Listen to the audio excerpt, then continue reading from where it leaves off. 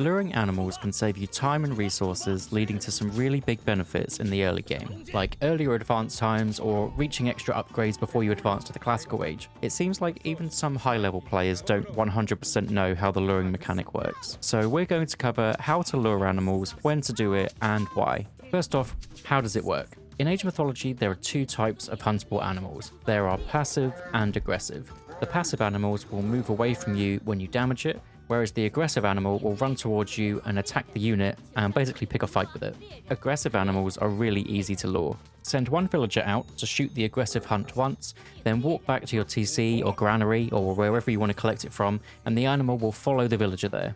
You can target the animal down with the rest of your villagers, or just wait for your unit to be attacked, and this should happen automatically. There's a chance that it won't come back to your TC if it's a bit too far out, or maybe get a bit confused, but I find if I let my villager get attacked once, it then normally sticks to your villager rather than running back.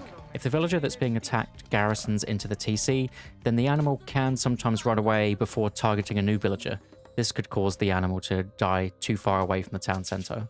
You can also get your town centre to help shoot down animals as well, but make sure you have one of your villagers or scout attack it first. Otherwise, even the aggressive animals will run away as it's not beating a TC in a one-on-one.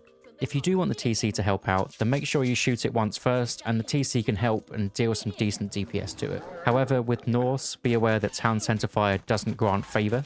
You don't gain much favour per animal, but they all add up, and it could be the difference between training an early myth unit or getting an early upgrade or not. A lot of maps spawn with hippos or boars next to your starting town centre. It's almost always worth it to lure these animals underneath the town centre to save time and resources building a drop site. Even if you're not going for an early advance time or fancy build order, it's definitely worth doing this. I'd only really build a granary here if the animal falls a little bit too far away from the TC and you're going to have a lot of walking time. Or maybe if you're playing ISIS and want a fast Flood of the Nile technology or some husbandry build with other civs, but you can still build a granary next to your chickens or berries to make this happen anyway. Now for the more complicated one, the passive hunt. The passive hunt is a little bit different. If one of these animals gets damaged, it moves in the opposite direction to where it's hit from, and quite a considerable distance too. Once it starts moving in one direction, you cannot make it change direction by damaging it anymore until it stops.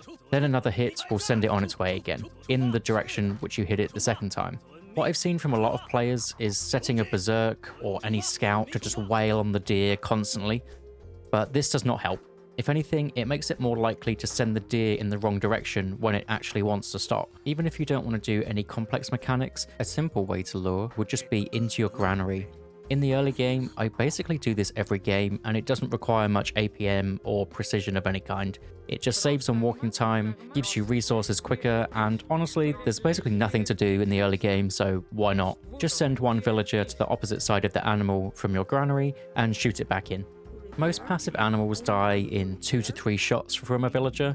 Just make sure that you time this well, otherwise if you're expecting something to die in 2 shots and it takes 3, the giraffe might be well past the granary and you'll have just wasted your time. But for the more complex luring, which I mentioned at the start, you want these guys under your town centre if it's at the start of the game. This will be your scout's job to hit them underneath the town centre while your villagers are off collecting wood and gold. The reason for this is you don't want to waste a villager's time to constantly hit all of the deers back, and also the scout can actually attack huntables quite a few times as there's a reduced attack in the archaic age for all scouts. So you get a lot of chances to get them back, whereas the villagers kill them in 2 hits normally, which means you'll only really get 1 attack to hit them in the direction you want. One way that I find really consistent is to select your scout on one control group and then your town centre on another. I use 1 for the scout and 3 for the town centre, but you can use whatever you like. Once you've done that, you want to send your scout to the first animal and stand the opposite side between the animal and the town centre and hit it once.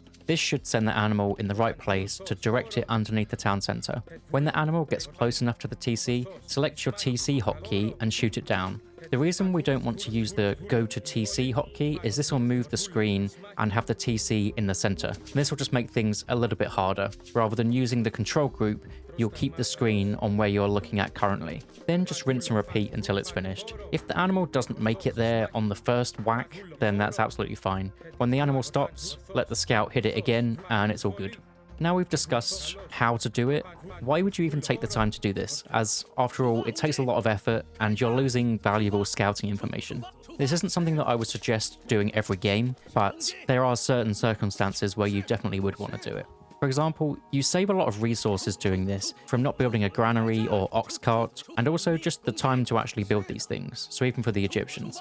This does give you more resources to spend in the early game. So one option is getting an early upgrade like pickaxe for faster gold gathering. With Loki, for example, if you herd into your starting town center, then you can get pickaxe as soon as the game starts, as you only need to build 2 ox carts instead of the 3 that you would normally need. This sets you up to have more gold in the classical age, to build more units to set up a bigger boom. This can also be done with other civilizations, but Loki is probably one of the easiest. There are other similar Archaic Age build orders, like Hades with the early Vaults of Erebus build, or Thor with the early Dwarven Armory. Both of these builds are pretty greedy on the eco side, and they do require herding animals into the TC to advance early enough not to be pressured. You can get away with doing these while dropping an extra granary or building an extra ox cart, but you won't be able to advance quick enough if your opponent wants to put some pressure onto you. If you want to do these builds and advance by something like 430, then you really need to lure animals. A second option is just an earlier advance time, basically the complete opposite of the greedy eco builds. You can forego having to spend the time and resources building the granaries and just have the extra food gather time to just advance earlier. It can cause some pretty devastating rushes, and you might be able to catch your opponent off guard.